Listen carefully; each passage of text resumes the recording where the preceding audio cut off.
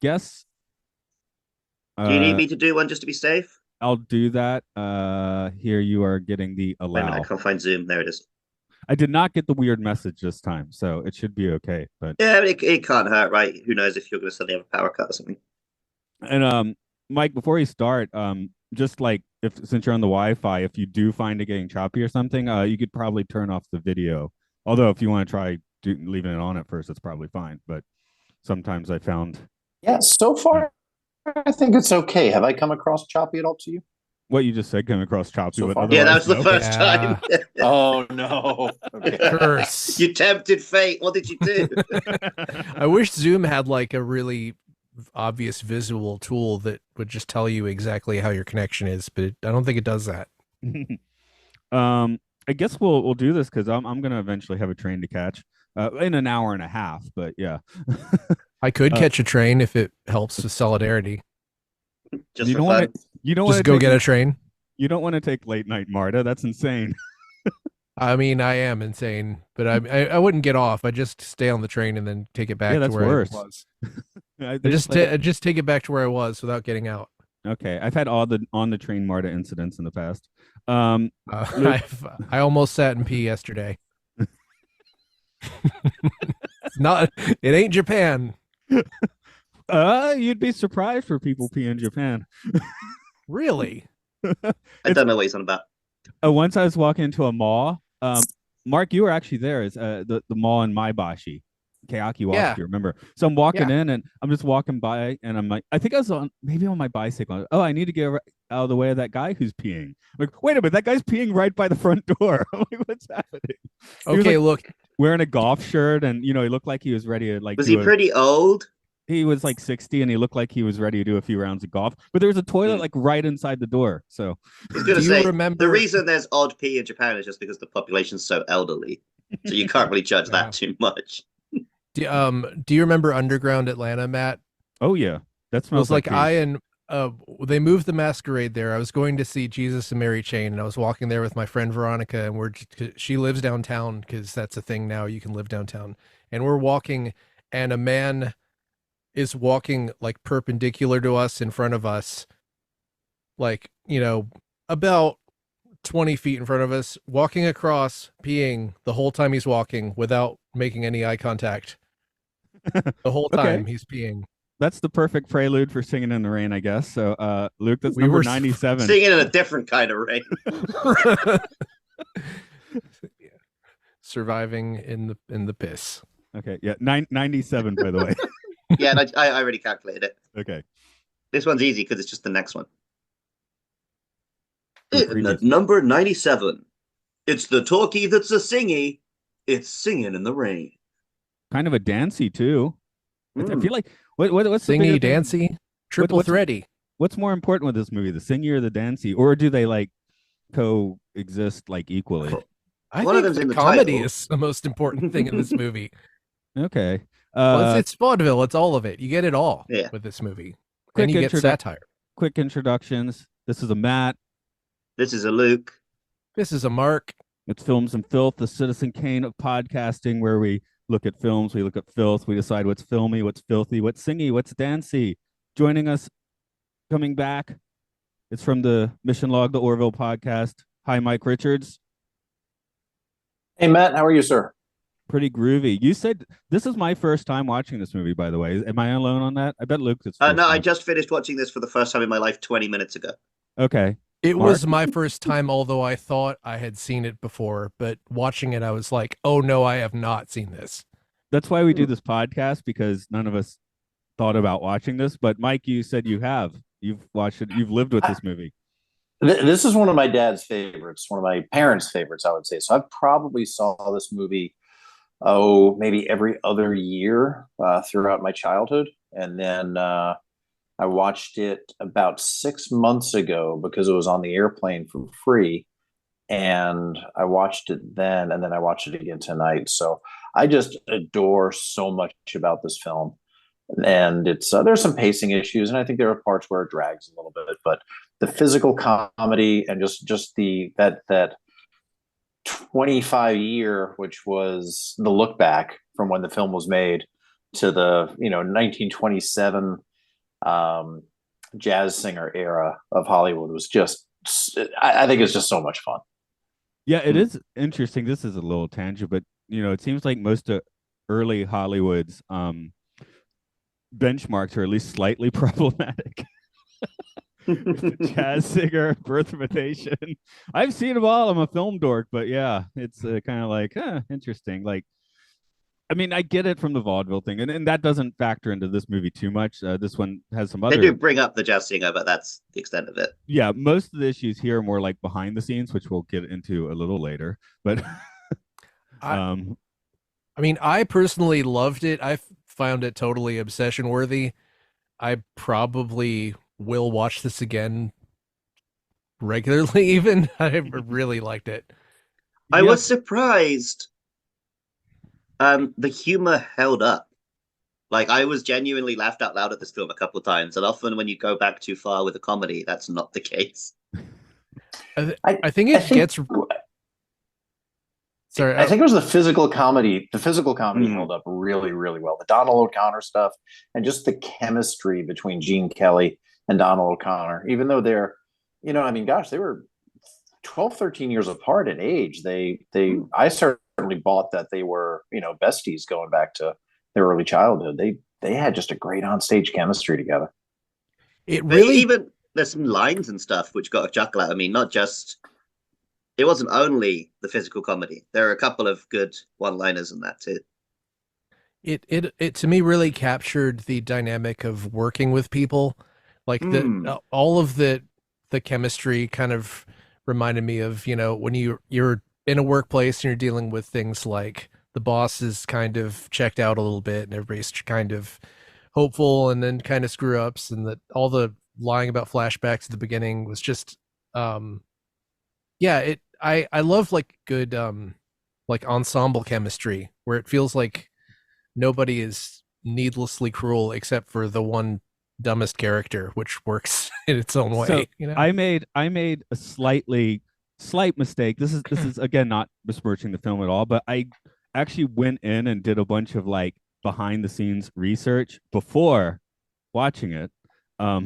So our guest, who's 2 weeks in the future, but we already did the podcast for Vertigo, she and I used to watch like Busby Berkeley musicals and would like, sit there joking about how when the take was finished, Busby would go and like scream at a girl, and because she was like, her arm was like slightly in the wrong place or something. We don't even know if that's true for Busby Berkeley. It seems that pretty much was true for Gene Kelly on this movie. He was a bit of a monster. Oh. Well, oh no. Like a perfectionist monster, right? Like he knew what he wanted. Like a Kubrick. It makes sense because there's a lot of things in this movie that seem weirdly perfect. Yeah. If that makes sense. Like when he realized he was screaming at Debbie Reynolds, a 19-year-old actor, too much, he kind of put more of his screaming at Donald O'Connor, who was only 12 or 13 younger than him. So it's funny that they're such great friends on screen, because Donald O'Connor was like, yeah, I basically had like one nice interaction with him on set. It was like he was like the whipping boy for Gene Kelly on this movie. So now both that makes me sad. Both of them later said, I mean, Debbie Reynolds, very class act, the real Queen Amidala, of course, and Donald O'Connor, they did have nothing but good things to say about the final project. And Debbie Reynolds was like, I learned so much, even though it's difficult. I learned so much. It's too bad I didn't work with him again. So, I mean, they understood the artistry of the film and all that, but they did not have a good time. And I might have a few more stories about that as we go on, because I did all that research. And it's kind of a bummer, because it actually made me believe that things were more nicer and more pleasant back then, or not necessarily back then, but 1920, whatever telescoping reality we're dealing with the past. But it's like, I've worked in the film industry and it's difficult and I kind of don't like doing it. And this made me feel like, oh man, everybody looks like they're having such a great time. And oh well. I got a few more stories, but I'll save them for later. So yeah, maybe I should have done my research after the film, but oops. This is our first film about filmmaking, right? I feel like we're probably going to have quite a few of those on this list. Yeah, we got Sunset Boulevard as a nice mirror image of this coming before too long. Okay, there we go. Never seen that. This film, Mark, For you the most mentioned part, the makes it look like a romp. totally, yeah, it totally did. It looked like they had a ball making it. Mark, you mentioned that sort of workplace humor with the boss that checked out during the Moses supposes his toes are roses number. I was brought back to a scenario where I was working with a friend of mine, and we both went on this sort of simultaneous monologue about a boss and how they act, just like a caricature of their like typical interaction with us. And it went on for minutes until we both just kind of wrapped it up at the same way at the same second with his signature tagline. And I was just cracking up at this because it reminded me just of that chemistry that you have when you work closely with somebody. You don't even have to coordinate your actions. You just know what the other hand is doing. Yeah, they're doing bits. It comes naturally. Let me quickly put the bits all together and do a summary for this movie, which is somewhere between, I don't know what Luke likes and what Mark likes. So it's somewhere between. Here we go. Summarize. It's 1927. Hollywood's power couple, Don Lockwood and Lena Lamont, are on the top of the world with the opulent premiere of their new film, The Royal Rascal. But all is not as it seems. Aside from Don's tall tales about his rise to fame, Don and Lena actually hate each other and simply pose for the press. But Don finds love after meeting chorus girl Kathy Selden. Sure, they argue at first, but after a cake in Lena's face, it all changes the course of things. More pressing is that the film industry is moving to sound, and Don and Lena's next film, The Dueling Cavalier, will be a talkie. There are lots of road bumps, including sound recording setups, diction lessons, and the major problem that both Lena's speaking and singing voices are quite shrill. The production also has to hide Don and Kathy's relationship from Lena so that she doesn't go full cray-cray on them. The first pass of the film is a disaster, but Don and his musical director slash wingman, Cosmo Brown, decide to turn the film into a musical. They literally dream up a Broadway melody and secretly slip Kathy in to dub Lena's voice. This turns the film into a massive success, with Lena shining in the spotlight. But Don and Cosmos literally pull the curtain on Lena's career and reveal to the world that Kathy is the voice that everyone loves. Kathy becomes Don's new leading lady in every sense of the word. Kind of a dick move, though. I like that you called him Cosmos that last time. Oh, did I? That's cool. Yeah. Cosmos. He's I Cosmos. I like both versions of Cosmos. My name is Cosmos. I'm the music director. I think there's 3 versions of Cosmos now, but I haven't seen the most recent one. I've seen some of it. Pretty good. Okay, cool. Hey, Oh, you're thinking about the documentary. I'm thinking about the psychic dog. Oh, that's cool too. I'd like That's the Cosmo, psychic I dog to think. be in. Yeah. Well, that's what I should have said, apparently. The psychic dog is also the music director in this film. They're the same Oh, person. cool. Opening question about actors. This one directed towards Luke. You and Gene Kelly in a steel cage. How's I'm that cheering go? for Sorry, Luke what? after all that information you said. What? Steel cage match against Oh. Gene Kelly. I don't know. He's pretty fit. I know. I was like, that guy is ripped. I mean, he's Yeah. stout. Like, he's got not stout. He would buns. tap around He a could lot. squat me. I just know you like talking about which animals you could take in a steel cage, and I mean, Gene Kelly's not that much. I mean, of an are we animal, but talking Gene Kelly then or Gene Kelly now? Because he's either elderly or dead. So, he's dead. Very Right. dead. Then I would win. Okay. No contest. So I guess this is pretty much full leading man energy, though. I mean, he's the director. He may have been bullying people on set, but he had a vision, and it comes through. Is that where we're sitting? I don't know. Yeah, I mean, Yeah. like Mark was saying about how incredibly perfect this film seems. Like when you're seeing those dance routines, like it's bonkers. Like the number of and like it's meant to look like they're improvising, but it's incredibly meticulous. And the different actors in and out and in and out and bouncing around each other, and there's items in the set, and it's synced to the song. Like, they're perfect. Sometimes a director can be an awful person, but it does make a damn fine movie. Oh, that's absolutely what obsession. happened here. And I'm not. It seems it's not even so much he was an awful person. He was just like an insane taskmaster. I mean, he might have been Yeah, awful. yeah, yeah. Yeah. You Well, can, a couple of my favorite directors are like that, right? So I've seen a lot of different takes on whether yelling at people you're working with is makes you bad or not. And I think, well, I guess that's the difference. So you often Yeah. hear about James Cameron being a perfectionist, but I don't hear Mhm. stories of James Cameron like reaming people out necessarily. I mean, So you some can say be that's why a the taskmaster and a perfectionist without being a screamer. Well, I mean, some say that's why the PCP ended up in the Chowder and Titanic. okay. I guess I'm just gonna have to spit out a few of the things, the behind the scenes stuff I read. With um oh God, why I already said her name 4 times in this, and I've all Debbie Reynolds. Yes, thank you. I could think it was Dorothy Lamont. Mhm. Yeah, Debbie Reynolds. She had done a few films by this time. This is not her first film, but it kind of makes. I mean, the Hollywood narrative is, oh, this is the new fresh face girl, but she'd already done a few films. But Mhm. her dancing was good, but not great. So that the learning curve was one of the reasons, um, you know, that happened. But yeah, she was off the set for a week due to exhaustion from this. Was regularly crying off on side, and eventually had to be consoled by like Fred Astaire.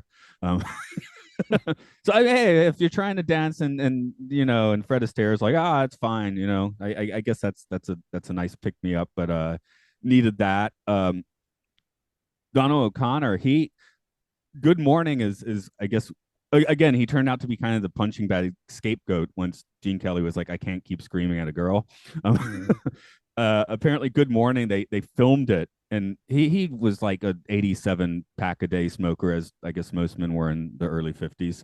Uh, but yeah, after Good Morning, he went into the hospital for 3 days, came back, and oh crap, there was a camera malfunction. We have to do it all again. So, which he did. But Oh, like, okay, God. I'll do it. And it was like, yeah, my feet were so bruised after that. So, dancing. I'm not a dancer, but I guess Black Swan gets into like how much devastating damage a professional dancer does to their body. Yeah, Yes. I have one junior high school student who's working to be a ballet dancer, and she's like serious about it. But it's like 8 hour training every day. She's not at school basically, and it consumes her life. But I mean, she's like traveling to like Prague and stuff to like watch ballets or take part in ballets. Like she is, I think, on the road to being pretty legit. But it can't be a hobby. It has to be an obsession. And I Um, know who you're talking about. I had that student 5 years ago, and I don't think she was right. going to Prague, but same thing, right? Just like Mm-hmm. it was all ballet all the time. So, Mm-hmm. I mean, I have a friend who was a gymnast, like Olympic gymnast, and I met a bunch of her other co-gymnasts, teammates, and it was I like definitely like co-gymnasts. Let's go with that. co-gymnasts. Yes, they gymmed together. No, they were all really sweet, but also just kind of shell shocked. Like you could kind of see it that they were just so I don't know if overworked is the right word, but something like that. Mm. And when I Traumatized. look at the dancing style in this film, like it's very kind of low to the ground, like almost doing kind of like a deep squat or like a leg bend, a lot of the time, or like a wall squat. They were just down and they were low and they were moving. And I can't imagine how many takes it took, when Donald O'Connor and Gene Kelly were dancing together. And then you throw in that other variable of having a third person who is, very, very young. And like you said, Matt, her dancing was good, but not needed a lot of coaching. I mean, the number of takes that it must have taken to pull off Good Morning at that point, and make it look so natural and so fun and so spontaneous. I mean, just must have been absolutely just brutal, exhausting work. And then to have to do it again, my God.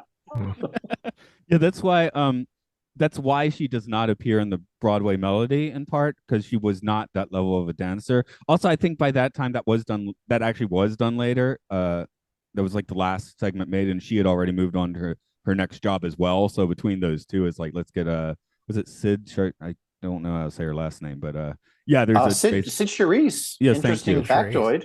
Yeah. The aunt of Nana Visitor from Whoa, Star Oh, cool. Trek Deep Space Nine. Yeah. cool. Oh, okay. Lots of sci-fi connections with Singing in the Rain, and some which we haven't gotten to yet. So we'll get there later. Um, should we talk about W. Reynolds a bit since we're already on that topic? Then, I I don't know. I mean, in 2013, what 2023, whatever this year is, 2013. That's a huge 2020. year. That's like 2013. 200,000 years God. into the future. We don't know when people are going to listen to this, though. It might be 2013. This podcast will be the Bible by then. Like what we say Yeah. is like That dogmatic. we're the only Matthew, Mark, and Luke they know. Oh, I hope we outlast the 300 million other podcasts to achieve that. But go ahead. It's hard. I don't know. It's hard not to sit there and just sit there thinking how much Princess Leia you're watching. I actually didn't realize I looked her up halfway through watching it. I was like, that name sounds familiar. Oh, okay. I had to put it together myself. Right. And I mean, as far as stars go, she seemed a little more class than a lot of them, like through her life. That's her.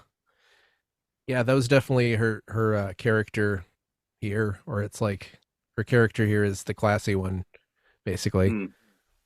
Yeah. Yeah. Unless you consider overdubbing to be not classy. Oh, okay. Here's the time to throw in this little fact. This is something I learned when she is overdubbing Lena's lines. That is actually the actress who plays Lena overdubbing Debbie Reynolds' lines. So you're actually hearing her real voice because her actual speaking voice was not high and shrill, but it was a little more deep and sonorous. So she's dubbing herself. Yeah, you can't. When I read that made sense to me because you can't do that Lena voice unless you're already a talented like voice person or Fran Drescher. Generally, I mean, it was I think so Fran good, Drescher and the way she would swing back and forth from "can't" to "stand-em," and just sort of like mix the rounded words to the unrounded words. It was very well done. I did not know that there was an overdub done there. That's just makes me even more impressed. That's kind of the theme of this film is everything seems so like, oh yeah, they just did that. But then if you actually look, it's like, oh no, they meticulously worked really hard to make that feasible. And that's like every little detail was like that. Just the scenes where the scene where he's kind of like putting the moves on her and they're in the studio when it's closed and he's like turning on the sunset and everything like that. Like even that is like brilliant. That's the kind of room that would totally creep me out, by the way. Oh yeah? Yeah, I'd have that. Having the full wall being a sky with no like visible horizon line. I think that goes back to my not wanting to be stuck in It's a Small World with everything on and no one else there fear. What if it was like that, but then it was just creepy music the whole time? Yeah, that'd be worse, wouldn't it? Yeah. What if it was like you said you were scared of, but scarier? Would it just be Aphex like Twin ambient works? I was actually thinking a minor key. It's a Small World should do the case. Yeah, that'd work. Yeah. What's a scary Disney, like the Black Cauldron soundtrack or something? I'll tell you next week because I'm actually doing that podcast next week, but haven't watched it yet. I haven't watched it in about 35 years. Yeah, I don't think I've watched it since I was about 10. So yeah. But yeah, watching it, I mean, this is the first time for 3 out of 4 of us, but I kind of felt like, not counting singing and dancing, of course, but as far as just like characters and acting presence, I felt like Jean Hagen as Lena kind of was the MVP here. Oh yeah, she was fantastic. This whole thing, it felt like a Marx Brothers movie that was sort of like supercharged, if that makes sense, because it's like when you're watching a Marx Brothers movie, usually the musical numbers fall kind of flat, but this is like they're taking like that baton and kind of running with it, and also the dancing is at least fun to watch in like a clockwork mechanical kind of way, even if you're the kind of person who's bored by dance numbers, which I'm not, but a lot of people would be. Just sticking a rider in there. I really like down with Groucho's music numbers, but otherwise, yes. Yeah. No, I'm usually a big fan of a musical, but they can be very hit and miss. Yeah, same. I'm afraid to watch Hamilton. I'm afraid I'm not going to like it. Yeah, when I think of a Marx Brothers film, oh, you'll like it. But when I think of a Marx Brothers film, it's kind of like very vaudevillian, just put in front of a camera, right? And this sort of takes that into 1952, very, Yep, looks like we had a little break up there. Oh, That's called Yep. hotel Wi-Fi. modern film, like you said, with a meticulous vision. Does anybody know does anybody know if this was intentionally filmed as a 25th anniversary for the first talking feature, or was that just? Oh. I wouldn't be surprised because studios were big into celebrating studio-ness at that time, but I don't know. I'm sitting here being okay, here we go. This is I'm reading from Wiki. Arthur Freed, the head of the Freed unit, MGM, responsible for the studio's glossy and glamorous musicals, conceived the idea of a movie based on the back catalog of songs written by himself, Ignacio or Herb Brown, and blah, blah, blah. So it seems more like they were just like realizing it's been 25 years and we have all these songs that like we own that are good and haven't put them in a musical yet. Singing in the Rain, ironically, having already been in like 3 or 4 movies, but yeah, that makes sense because at the end it was like, "Hey, do this number, Singing in the Rain," and like it was halfway through the end number that I realized that song wasn't in the movie. It wasn't in the movie within the movie. It was in the movie we watched. So yeah. It was like that was like, oh, it must have been a standard at that point. Yeah, whereas now when I think of that song, the song is just from this movie. Large. I would really like to remove the Clockwork Orange connection. That's part of why I was looking forward to watching this. And I think it did a good job because I really don't like that connection. That's still the first image that comes to my mind, unfortunately. Yeah, probably mine too. But maybe I'll watch this a few more times and then they'll smooth it out a little.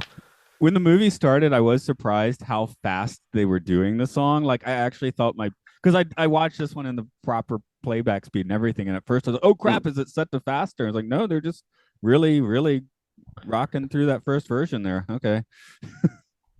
Yeah, though this movie just gets down to it.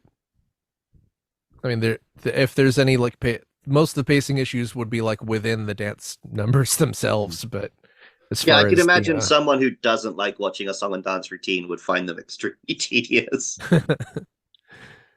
Yeah, it's tight. It's about an hour and 45 minutes long. And again, the only part that I found, dragged even a little bit was, that last scene where Gene Kelly's like, there's one more number we got to record.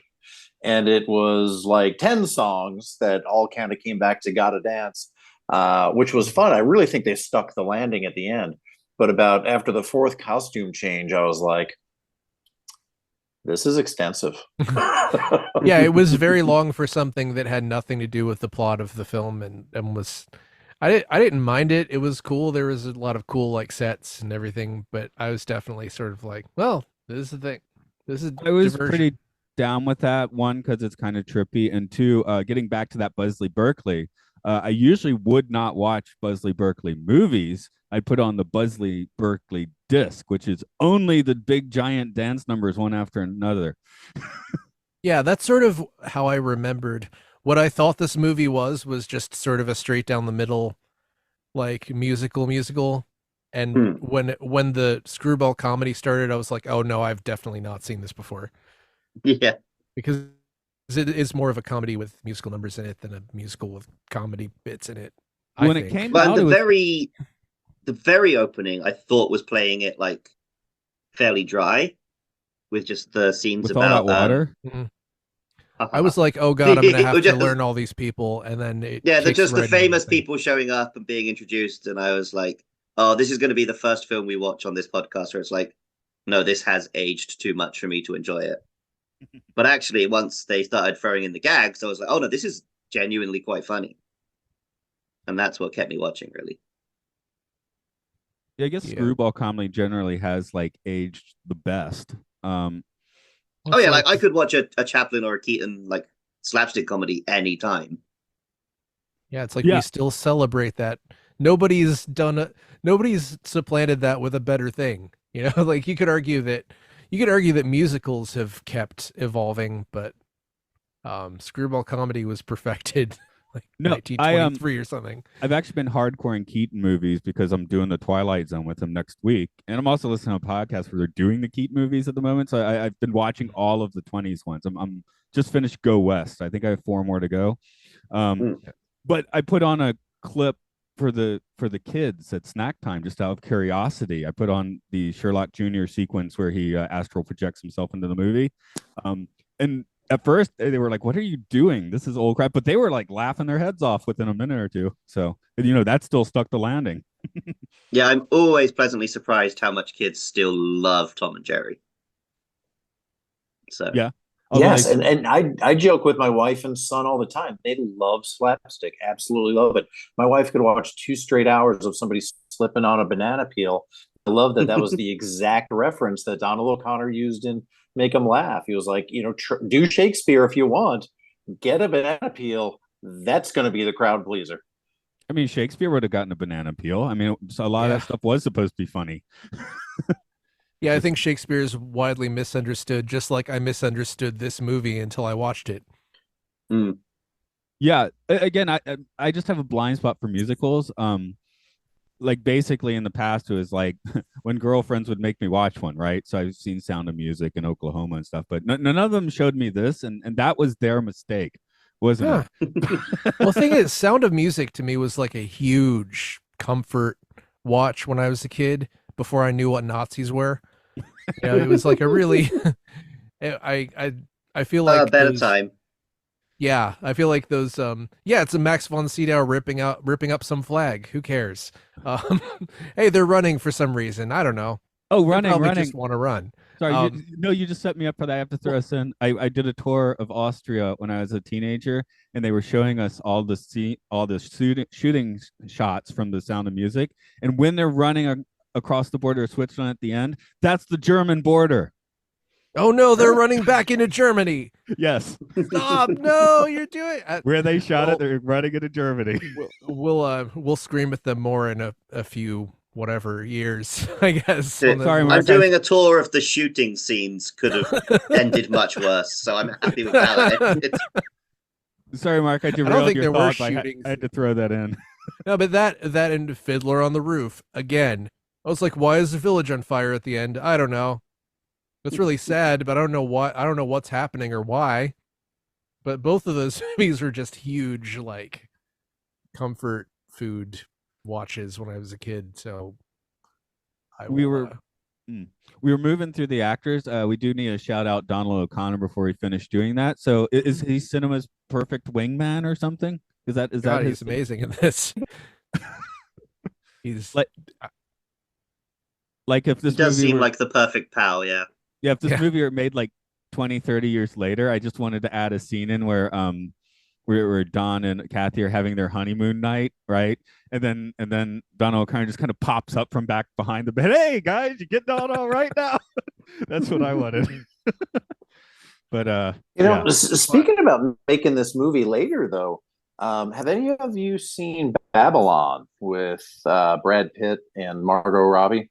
That's This on is out my right need now, to watch. right? Yeah, it's on my need to watch Okay. list, but It has is not been watched it is yet. out right now. It is a modern, very gritty retelling of Singin' in the Rain, and Really?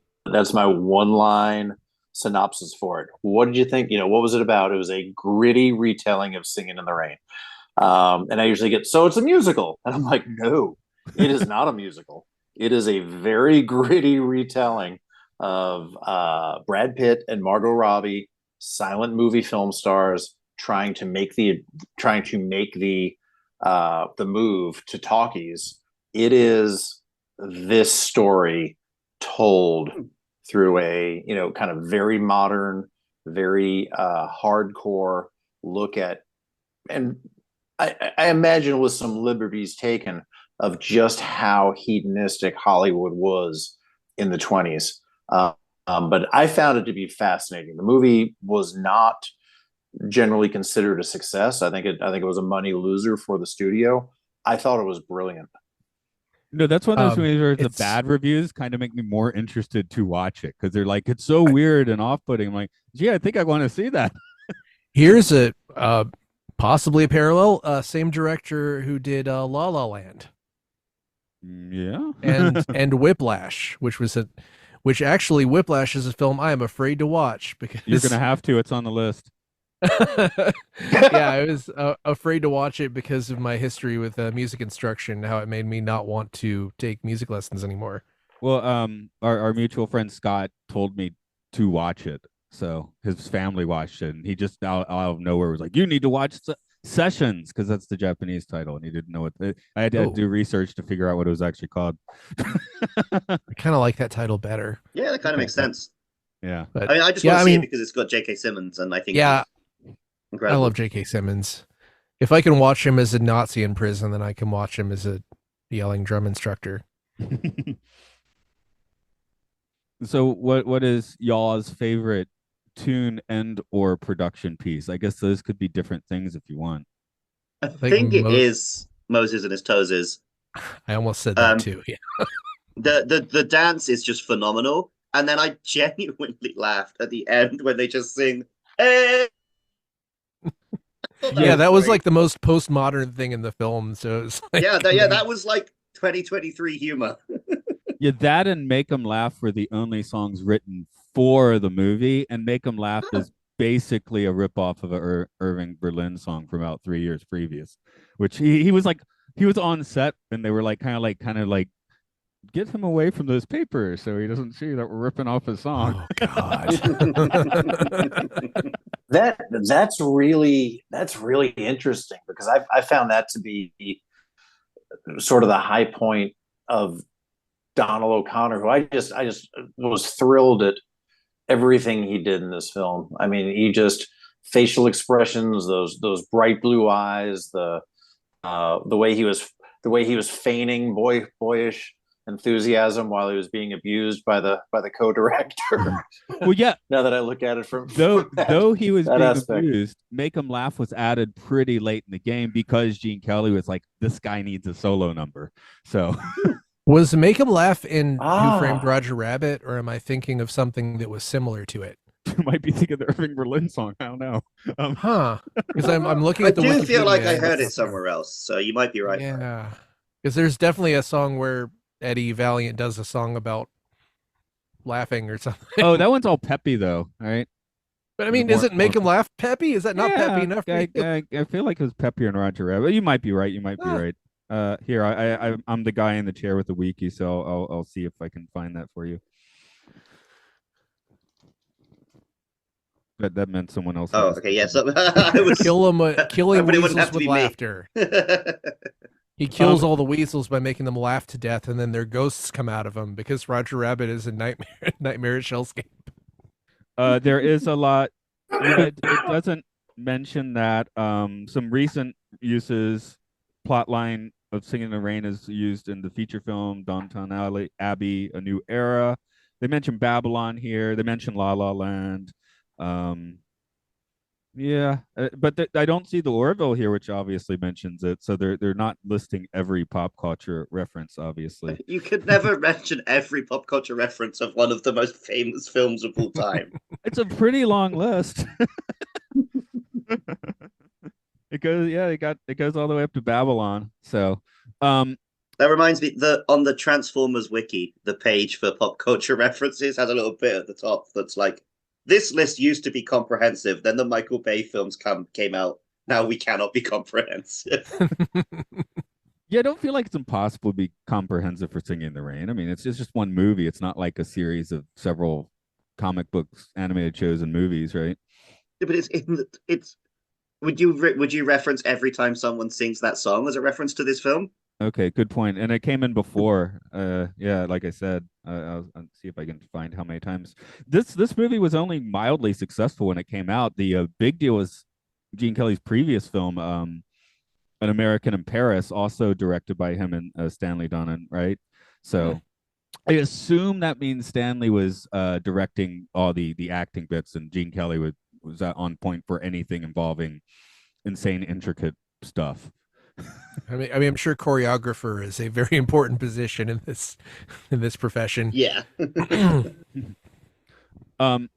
I guess it would be absolutely impossible to replace Gene Kelly in this film. I mean, one, because it's kind of his baby, but I was thinking of like what kind of flavor you get from like alternate teams of people. Like Kelly did teach Sinatra to dance for Anchors Away. So what if we had like, Sinatra and Sammy Davis as the leads? Like that'd be fun. Or what other some other pairings that, because you're talking about the Marx Brothers film, so I'm like thinking about how many other kind of comedic style duos would fit if they could dance, which they could not dance like Gene Kelly. But Matthew, I don't know these people. I'm young. oh yeah, talking about dead people. Frank Sinatra. Come on. So I know his name. Gene Kelly. Gene Kelly for a second. I mean, his last film role was Xanadu with Olivia Newton-John, and that came out in the late 70s. So he was, pushing 70 himself. Still so unbelievably light on his feet. It's a flawed film. It needs a few more rounds of editing. It could probably use some sort of common thread going through the whole thing. I happen to just love it though, and it is so much fun. And to see Gene Kelly at that age, just still getting it done was amazing. So I think I'm not really sure why I brought that up, other than you mentioned just how talented he appeared in the film. But I mean, that carried on through for decades. Xanadu's been on my need to watch list for a long time, partly because the theme song is incredible, but like there keep being these local screenings of it and they sell out before I get a ticket. Like it's really popular in Atlanta for whatever reason. Probably because it's good, but it's also just sort of like big. I think it's sort of got big drag queen energy, if I understand correctly. Yeah, the whole thing with the lights and things, it just hit you in the eyes so hard. It's like I want it. Hit me in the eyes. The pure crystals of disco gouging your eyes. We love disco. ATL loves disco. Okay, well now you know why you can't make get that claim. There you go. Yeah, I'm gonna make that claim right now without any basis. Oh, I know what I want. Sorry, Luke, you'll catch this reference. I want the Muppet remake of this movie. Okay, I would definitely watch the Muppet remake. Yeah. So who would be the one human? Gene Kelly and all Muppets? The director. It should be Lena. Yeah, Lena and all Muppets. I was Dom also going to say DeLuise Lena, is the but director. Miss Piggy exists, so Oh yeah, that's right. Yeah, that character is written for Miss Piggy. Oh yeah. Oh yeah. And 100%. Yeah. maybe there'd be a human. Debbie Reynolds would be the human overdubbing Miss Piggy, and then Miss Piggy like destroys her. Yeah, at the especially when Miss Piggy freaks out when she walks in on Kermit making out with a human. well, there was that one Muppet show where Kermit and Miss Piggy had split up, and Kermit was briefly dating a different pig. So I guess that could be the Debbie Reynolds role. I didn't make it very far into that. Okay, I don't know either. I'm just saying it existed, and it's canon, Yeah. so we can fit Muppets canon with Singing in the Rain canon if we want to. I wanted that to work. It just someone's you can probably take the mad at me nerd now. out of the sci-fi. You can't take the sci-fi out of the nerd.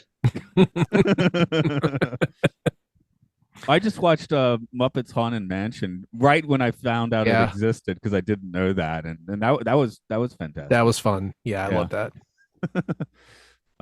But yes, I would be, Disney Plus should step on Muppets Singing in the Rain. That just seems like, yeah, because the thing with the Muppets is they are like supposed to be like an acting troupe that you can just stick anywhere, right? That's why everyone giggled when I said Muppets canon, right? Because that's a stupid idea. Why would you have Muppets canon? So, like, out of the other movies that we've watched for this podcast so far, what pick one for Muppets? Pick another Human one. Centipede second sequence. Yes. I'm like, almost everything we've watched for this has been terminally dark. So it's just like any of the answers have been good. Muppets Icky and do. yeah, Muppet Kermit is stomach. Just Kermit sit. I can really picture Kermit sitting on the swing at the end. Yeah. Okay, that works. So yeah, Singing in God. the Rain, a much frothier one for the Muppets to join in. I mean, kind of the end of the Muppet movie is basically getting into Singing in the Rain sequences. Wait, out of everything we watched, this is the one I can't wait to watch again, for partly for all those reasons. Even though I know I'm like the Doom guy and I like Doom, but I already watched North by Northwest again. That's because my daughter is willing to watch it. So I'd I'd watch that again. yeah. But You mentioned who would be the one human if in the Muppet cast, and it reminded me because I think the obvious choice in my mind would be RF, the studio executive. And by the way, I loved at the end of the movie that he walks right over to the rope with Cosmo and Don and open up the curtain on Lena, and I thought that was phenomenal. that was great, and that's something we can all relate to because most of us have been alive for like Ashley Simpson or Milli Vanilli or something like that. We've all seen something where it's like, uh-oh, someone's not really singing. Did Lena Yeah. really deserve that though? That's Well, she was what like we were trying to talking blackmail about. them. We were talking about how great an actress she is, right? Are you bringing? Yeah. It is a good performance because we all feel like, oh yeah, she's the villain. She got her comeuppance. Her only crime was she's not good at singing and dancing. I know. Well, she was like, fires I'm not- Kathy you're pretty gonna- quickly. She was like, I got a lawyer, and you're going to not give credit to the woman Yeah. who's actually singing, and She- you're going to. She was like, I have contractual obligations. I'm going to make you stick to them. Well, I stand a powerful queen, all right? all right, that's fair. I could see. I feel like if I was in this world, that would be the person who I'd probably date. So, I yeah, mean, I get it. because look at these guys. What do? They break Kathy's heart first, right? Yeah, And then I mean, they turn the tables by like completely shafting another woman's career. How hard would it have been for them to just let Kathy in on their plan that they've somehow all discovered without saying out loud? So yeah, so Just that give was, her a little that was the wink. big twist, right? Like Gene Kelly grabs her, he's like, you gotta do it. And I'm thinking like, wow, this is really heavy-handed and sort of atypical of like what you would do at a budding romance. And he kind of goes up to did everything short of giving Donald O'Connor the wink when she went out on stage, but kind of got right up next to him and his facial expression changed. But man, I was thinking this is not going to go well. it's every one of these older movies. I mean, I would say it doesn't age well, but they're all uniformly in such a huge hurry to get the two leads into being in love with each other, which is probably set a bad example for generations of young people. But that's just I'm sure what it didn't is, have any man. impact on society. Yeah, nobody's like No one nobody's in Googled forums. divorce rates over the Nobody's past in 50 forums. years.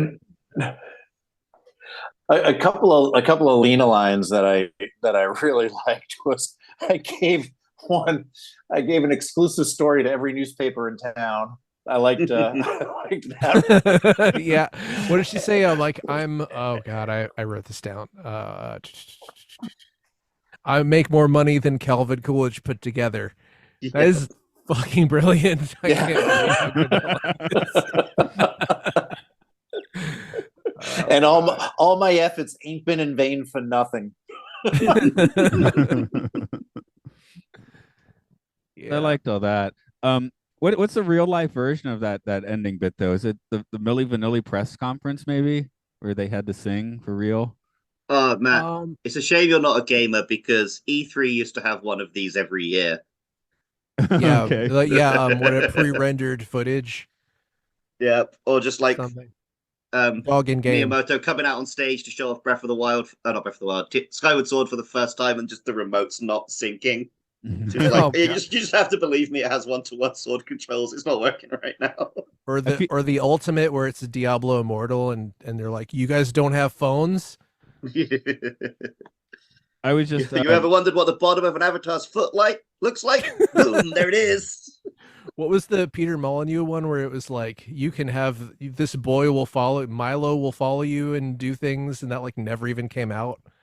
Everything Peter Molyneux said didn't come out. Yeah, he's a whole category. Like there have been games, there are games that I've played that are based on a Twitter account that was a parody of things that he would say. Like Donut County. I know the guy who had that Twitter account. Yeah, that's awesome. Donut County was based on that, like a tweet that was like, "What if you had controlled a hole that just ate things?" And isn't that a mouth?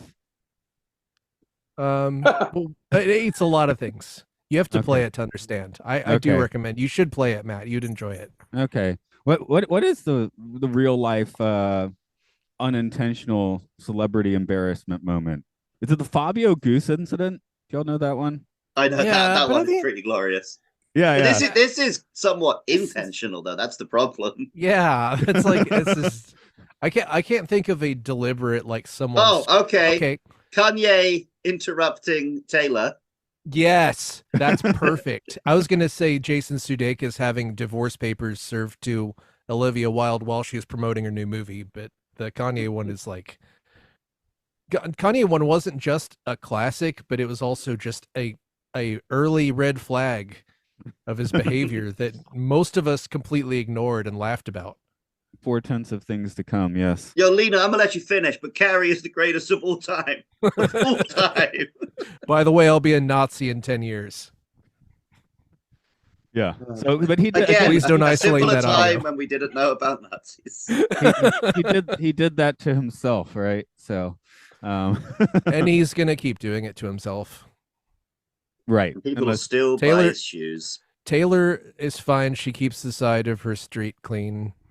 Yeah. I guess that's why I just like, again, Lena doesn't really deserve this. Her biggest crime is being an annoying starlet, right? Which is probably most starlets in the 20s or 30s or 40s or 50s. We'll just if this podcast suddenly required me to swim or something, I can't swim. So if you're like, look, this is going to be a swimming podcast, and then you had to overdub my swimming with somebody who could swim, I'd be pissed.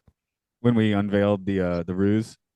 Yes. I guess we'd use rear projection for that. Yeah, and that's a really good point. This sounds terrible, but it sounds terrible, but I was having a hard time thinking of things I can't do. Yeah, if this was something that complete silence. Glad you were able to. You guys have to bring somebody in to brag for me. It's a good point to bring up, though, that Lena was lied to. She was a kind of an overbearing presence. I don't think she would have taken the news that she would be dubbed and ADR'd very well. So I think they probably felt like they had to lie to her. But for her to find out, when she found out, how she found out, and by whom she was, being dubbed, the one that she was, very jealous of already. I think there's some stuff for a shimmering, glowing star in the cinnamon firmament that she had to deal with, and so I can't really blame her for overreacting and pulling the contract out. Yeah, like being a bit annoying does not make you the villain of the piece. I think maybe Gene Kelly would think that's completely justified. Oh yeah, probably. Yeah, maybe behind the scenes, that's the real villain of the piece. And there's the layers here, right? I got two more points I wanna bring up that are both directed towards some of you. Mark, you sent. I got 2 points directed for you, Matt. I thought you were actually going to say. I thought you were going to use your nipples, so that was really classy compared to what I was thinking. Anyway, where was I? Yeah, Mark, you sent us. You said this was a highly deconstructed film, and I found a few different deconstructions, like the scenes in order from shortest scene to longest scene. There was the palindrome version where it plays backwards and forwards at the same time, and I watched some of that, and it was honestly pretty entrancing. I watched. What has more of that, Singing in the Rain or the B movie? Oh, I mean B movie, but that's like that almost came about at the perfect time when people were starting to do that. I've actually watched the one that's like speeds up every time that someone says B. Yeah, same. Well, yeah, 'cause it doesn't It's take like that long because they say it's be like a 5 minutes long. Yeah. Anyway, yes, I agree. The palindrome version was entrancing, which is why I was bringing it up. Although I was watching it while walking down a country lane, staring at my phone, so I probably didn't do it the right way. But or That's maybe why I you did need a Google Glass to have it displayed in front of your face while you walk into a train. Yes, into a train. No, it doesn't obscure your vision; it layers it Mm. Um, if it works. but yeah. Other points people have before I start asking questions or winding things down. No, I went into this film really with no expectations other than it's a musical. Um, I didn't really know it was what time period it was set in. I didn't know how funny it was going to be. Pleasantly surprised. So I guess if someone's listening to this having not seen the film, um, I would say maybe it doesn't really match your assumptions, and you probably should check it out. I could pretty much echo what you said. So I was coming to it from the same part and having the same reaction. So, um, is there Same. anything filthy here? Gene Kelly on set might have been filthy, I guess. Yeah, I think Gene Kelly on set is, and I mean, there's some treatment of women that maybe hasn't aged super well, but I think there was like Yeah. some voodoo people in it or something. But overall, There loved it. was the island natives or the that scene, and I think the director was saying more in rhythm or more coordinated or something along those lines. I get really uncomfortable. It's just ubiquitous though in films of this age when a woman goes to leave the room and guy grabs them forcibly by the elbow and keeps them. I'm just like, things like that. It is what it is. If somebody hasn't seen the movie, man, just for the piece of cinematic history that it is, for when it was made in 52, as well as how it portrays 1927. It's you get a little double dose of cinema history. I haven't seen The Jazz Singer, but I bet this is probably easier to watch than that. I have seen the Jazz Singer and I've forgotten everything about it. So I guess once you get past the fact that someone's singing on screen, it's not that memorable, and you forget other things I about it am because you glad have that they to. didn't rename. I'm thankful they didn't rename the movie within the movie the dueling mammy, like was Yeah, briefly that suggested, was. and that they went with the dancing cavalier. Yeah, that was a good choice there. You definitely love the ADR, whatever it is, with the where everything on the set is making noise in the final cut. That's the Yeah, that was so funny, dude. Even though I did, okay, there was So something I good. pointed out that I pointed out in my notes that it's just a modern audience thing. But when it shows Kathy overdubbing the song, she actually turns and looks at Dawn while she's singing, which would have messed up the audio for that. But that's just like, well, can't watch anything these days without well, they've noticing. literally. I mean, to be fair, the film has just pointed out to you how microphones work and then disobeyed it. Yeah. So I I don't also think that one's on you. also they had to fit Debbie Reynolds with mics a few times, like under her blouse, and then one of the dancing scenes they accidentally caught her heartbeat, which is like beyond meta. Holy crap. But yeah, I understand how well because I use this microphone, which pretty much has the same problem as the ones in the movie, right? Mine too. I would love My to see. microphone's good, but the USB wire is really fucked, so I need to replace that man. soon. If Gene Kelly's behavior wasn't like terrible, I'd love to see someone make a movie about the making of this movie, just to like add another layer to it. Like That there musical, are movies right? like that With where it's entirely like, different songs. yeah, like the Dolomite movie where it's like the whole story of Dolomite being made, which is itself like I didn't a watch that character. because I was like, why don't I just watch Dolomite? And then I watched Dolomite again. Yeah, watch Dolomite. It's better. Okay, I well mean, that's what I did. It's good. I mean, it's nice to see Eddie Murphy feeling confident again, but it's like a little bit squeaky clean for my taste. I have a 1-star review. It's Ready? I've got a 1-star review. Yeah. You probably okay. I found the same hope one it's as the me. one. It's got to be the one that I'm looking at, and if not, I'll add this one. I bet we're all looking. I have a weird feeling There's we're only all looking at 6. Stinky in the Rain. Are we Yeah, all looking at of Stinky course. in the Oh Rain? no! Okay, I'll do my one first thing because mine's Yeah. not really so funny. It's just like this guy hates it. Okay, go ahead. Dull, unfunny, and overrated. Don't bother to try to change my opinion. I just don't like this movie. I didn't think it was funny or entertaining or anywhere near being worthy of all the accolades. Why do people mention this movie in the same breath as Hidden Fortress or City Lights? It's obscene and insulting. This is no classic movie. This is just a stage musical in front of a camera. And why is that one dance number near the end so interminably long? Musicals and non-musicals should be kept separate from each other, as documentaries are not put in the same category with fictional or depicted non-fiction movies. If you want to like musicals, fine, but don't insist that I have to like them in order to appreciate film. 1 star, 21st of June, 2004. Hidden Fortress and City Lights are weird references. Yeah, seriously. Like, okay, I'm doing it's not it. wrong, Right. but yeah. Yeah, that was pretty great. I missed that one. Okay, here it is. Stinky in the Rain by Jacob John Taylor 1. July 12th, 2016. The music in this is awful. The storyline is awful. The singing is awful. The acting is awful. The music is just this movie is just campy and awful. This is a very bad movie. Why did Is get an 8.3? This is just overrated crap. I give 1 out 10 because it is a pile of poo-poo.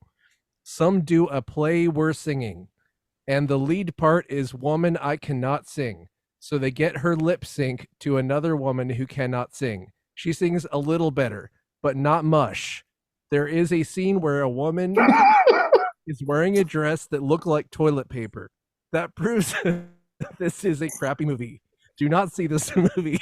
Do not waste your time, and do not waste your money. This movie is awful. 9 out of 49 found this helpful. I guess "wast" is not a typo because it's in there twice. It's totally a typo. I mean, it's either a typo or they just think that's how you spell it. I was doing everything I could not to interrupt you by laughing so hard during the reading of that review. That was classic. I should also note that of reviews of this film. I should also note that "poo poo" because I was reading along is spelled as in Pooh Bear, P-O-O-H. Yes. I forgot to warn you all that because I've just gotten over a really bad cold. Laughing gives me a coughing fit right now. So that nearly just murdered me, Mark. Luke was murdered on the Singing of the Rain. Yesterday at lunch, I had a really bad one because we were talking about Anne Rice for some reason. And I looked her up on Google, and I learned that her husband's name is Stan Rice. That was so funny to me. I thought you were going to say his name was Ben, like Uncle Ben. I don't know why. No, just Anne Rice and Stan Rice really tickled me. Well, they were meant for each other. That's very romantic. Yeah, some rice goes together with other rice. Oh, boy. I mean, a lot of the kids me and Matt teach, if you asked them what they want, that would be what they'd say. Oh, rice with some rice. But the amount of kids who are like, oh, do you like the food at your school? Yeah, it's great. Oh, what's your favorite? The rice? Well, that doesn't really say that the other food's very good, does it? If the best bit is the rice. Yeah, it's like, what'd you have for dinner? Rice? Did you have anything with the rice? And then they stare blankly at you for 10 seconds. When the pandemic started, I bought one of those like 50-pound, like not 50-pound, whatever, gigantic sacks of rice. And I think I ate all of it. Shout out to rice. This podcast is pro rice. I'm not weirdly living in Japan. I'm not that pro rice. It's like pouring sugar in my gas tank, only with curry. I mean, I have rice with stuff, but I don't eat that much because I try and cut my carbs. That's actually a really good idea. I'm going to have a carb as a treat, then like it's not going to be rice. I probably should stop eating so much rice, but it's so good. So you agree with the kids? Okay. Yeah. What's your favorite food? What's your favorite food? My favorite food is katsu curry with rice. I do love a curry. I'd probably go for curry Monday night. Yeah, it's like the I don't know. It's just the perfect food, and it's hard to get it here. It costs like $20. Tomorrow night I'm going to a restaurant that currently has a Yu-Gi-Oh themed menu, so nice. I'm pretty excited for that. Order the Blue Eyes White Dragon. That is one of the desserts. Nice. The best food, of course. Planet Hollywood proved that. Yeah, we don't have one anymore. Yeah, It closed. It closed and was replaced by Mark Wahlberg's Wahlburgers, and then that closed. That sounds like a joke from BoJack Horseman. It's a joke from reality. I think there might be one Planet Hollywood left in Malta, if I'm correct. What? Really? There There's was only one the in- Las left in Vegas one Malta. isn't even open anymore. I think they might have a casino, but not a restaurant. I'm not sure. You might It's be probably right a case that there are a lot of them still open internationally, and it's just the American company went back. Like with Toys R Us. What's Like, else? Toys R Us is still here in Japan. Whoa, cool. Trader I- Vic's. There's only like 2 left in the U.S. and most and of one's them in an airport. abroad. Yeah, it's we have one here in Atlanta in a hotel somehow, and there's one in California, and I think there's a third one in California that they want to reopen but haven't. And I and support then the all the rest reopening are of Trader abroad. Vic's.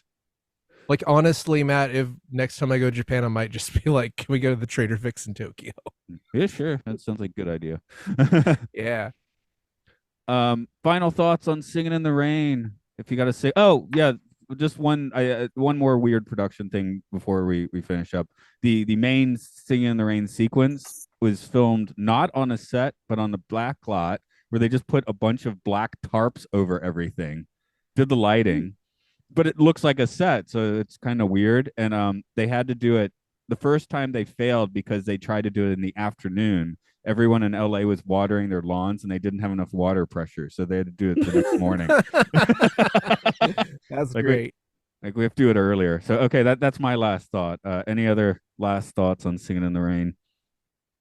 I mean, this song's gonna be in my head all week, so thanks for that. But to be fair, it has gotten the song that was previously in my head out. Which Oh, were we do any gonna of you guys currently have a person in your life who sends you TikToks of cats? Yes. No. You know Shout the out to P is for Kitty if you're Papas? listening. Her name's Kitty, and she sends me TikToks of cats. Sorry, go ahead. So do you know the song, the P for Papas? It's a Papa's party. I don't know that one. There's a lot of videos of people holding their cat's arms and making them dance to this stupid little song. Because my girlfriend sent me a couple of them. That song was in my head all day yesterday. The song I keep hearing is the one that keeps being on the CGI video. That's like do do do do do do do do do do do do. Oh yeah, It's yeah, like yeah. always like a weird like dog that's like vibrating or Yep, something yep. and flying around. That's the one that's I always associate with this and that. But What's stuck in my head's too pretentious, so maybe I'll just skip it. is But, it is it Matt, like that- Mahler's Fifth that- Symphony or something? New World Symphony, Rachmaninoff. Rachmaninoff. Yeah, second Okay. piano. Because I just Um, played a concert of it. It's still stuck in my head. Okay, that makes sense. But were we going to talk about that Orville episode? Oh yeah, Mike, you want to have a thought or two about the happy refrain? Oh, Since yeah, that's you know, in your that- bag. Starting back with your backlot mentioned before. I noticed in the background there was the Hollywood Mount Hollywood Art School, and I thought, oh, that's not. I wonder if that's a real place. It is not a real place, but it did exist on the set, like through the tour of Hollywood Disney Hollywood Studios later on. So that was neat. But this movie was motivation, maybe inspiration. Seth MacFarlane said he wanted to do an episode of The Orville that was like a big time Hollywood musical.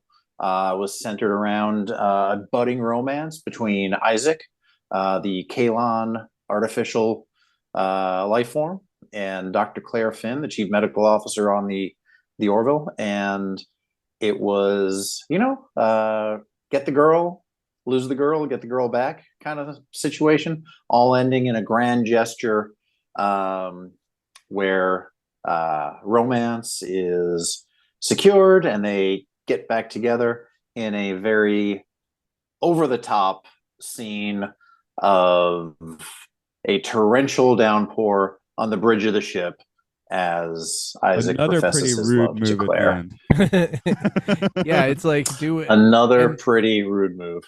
I love the fact that they really are just the whole time they're just like, well, he like doesn't know how to love, right? You're good with that? Okay, cool. And it's I don't know. I love like realistic depiction of AI in general, or as realistic as we know how to do. But it was cool to see like the full orchestra in that, because I know Seth MacFarlane like hired the the guy from Star Trek TNG, right? Like, didn't he basically like have that guy do all of his stuff? So there's four guys that do music on the show. Marvin Rush was the director of photography for the show. So I think a lot of the shots for the first two seasons did come from him. That did not carry into the next one. The music in the show, they've got a stable of four composers: Joel McNeely, Andrew Cotty, John Debney, and Kevin Koska is the name of the fourth. So, and their music goes very consistently from show to show. I think you can pick up a little bit of who's writing or who composed the music for each show, just based on very slight stylistic differences, as long as it fits into the episode. But when we had Seth MacFarlane on Mission Log the Orville, I was like, hey man, you've got an Emmy, you've got a Grammy, you hosted the Oscars. Are we going to see a Tony in your future? And he said, man, I had to have 3 drinks just to get on stage to do the Oscars. I can't imagine doing Broadway 8 shows a week. He goes, but what I would like to do is a big Hollywood musical sometime. So maybe that's a project coming down the road that we'll see it someday if we ever get past the current big doings with the WGA and the screen SAG-AFTRA. So yeah, just a big time fun kind of romping. Like Star Trek, which is originally an anthology series. It's can do a lot of different kinds of things in the format. I think the Orville showed that it can do a lot of different things, including a big time musical. So it was fun. Bit of that Simpsons energy too, where you're like, oh, that's in this episode too, because I had forgotten that was the one with the whole Bortus growing a mustache ordeal, which I quite love. That was great. Like I've said it a bunch of times on all these podcasts that I've like backlogged on Star Trek in general and haven't really watched the Orville until recently, and I absolutely loved this episode. I gotta just go back and watch all of it, which I guess there's only 3 seasons, right? So far. So far. Catching up. Gonna catch up. Yeah, 3 seasons total. 3 seasons total of 36 episodes. And the third season is streaming on. All seasons are streaming on Hulu and Disney Plus. But since the third season was created for streaming, the episodes range from 1 hour and 5 to about 1 hour and 25, as longest, 1 hour and 27 or so. So quite a bit of content in 10 episodes of the third season. Oh yeah, it is on Disney Plus. I can watch it. There we go. The Hulus. Well, I guess we should just segue that into you telling us about the Mission Log Orville podcast a bit. Okay, yeah. So we're doing. We did a deep dive into each and every episode of Seth MacFarlane's The Orville, looking for meanings, morals, messages, and to see how well the show aligns with kind of what it was trying to do, which is to be an homage to Star Trek. The original thought was, Mission Log on the Roddenberry Podcast Network is looking at each and every episode of Star Trek, from the original series all the way up through. They're about halfway through Voyager right now, about halfway through season 3. And the thought was, let's see if there's anything else out there with the same kind of DNA. And Seth MacFarlane is a huge Star Trek fan, brought guys like we mentioned, Marvin Rush, Mike and Denise Okuda, Brandon Braga, Andre Bormanis, Joe Menosky, brought all these folks from the Next Gen era over to the Orville to work on that show. And we just wanted to see if, really, for the sake of, Rod Roddenberry, CEO of Roddenberry Entertainment, to see if any of his dad's kind of vision made it out of the Star Trek universe and into other things. And there's other shows too where folks from Star Trek alumni have gone on to work on other things. The Expanse, not very Star Trek-like, but interesting show. Ronald D. Moore going on to work on the reimagined Battlestar Galactica, as well as For All Mankind, and those kind of things. Sean Pillar and Michael Pillar went on to do The Dead Zone with Anthony Michael Hall, based on the Stephen King novel. You can see a lot of Star Trek-y, next gen kind of stuff in that short series, which I enjoyed very much. So that was kind of the idea, to see use that mission log format to go out and look at other series with Star Trek ties to it. And we're covering the Orville right now, and we'll probably cover some other shows in the future as well. All right. As for this one, it's Films and Filth. It's Films and Filth on Twitter. I promise it's there now. Luke finally noticed he was being followed. You can support this podcast and others on Patreon at Podcastio Podcastius. We talk about the Twilight Zone on Time Enough Podcast. Kind of taking the idea, Mike, you were just mentioning, going backwards with it to the Rod Serling stuff, right? Occult Disney, we look at the weirder parts of Disney films. And I'll toss the ball to Luke to go gamer on you. Yep, you can listen to the Game Show. It's a game show about games. As Luke loves Pokemon, where we take a deep dive into a different Pokemon family every week. And just started, there's Hyrule Field Report, which is taking a step-by-step journey through the new game, Tears of the Kingdom. All right. Could I go sing in the rain now, or did it stop raining? Let's see. I heard it's going to rain today, but I didn't notice any yet. No, it's just Surely. I can only sing in the drizzle. I got drizzle to go sing in, so I guess I'll do that on the way I to can my go train. sing in the shower. But it is morning. Yes, It is morning, so you can sing that. Good morning. Good morning. Yeah, I can do that. But I'm going to have my umbrella with me, so we'll see what happens. All right, I'm going to go through a cake and an actress. I'm going to go speak to a man about a dog. I'm going to go dub my wife's voice into something else that's more tolerable. I'm just kidding. She's got a lovely voice. Hey, Keep it's that on in, tape man. now. Keep that in. Oh, man. Okay, hitting a stop.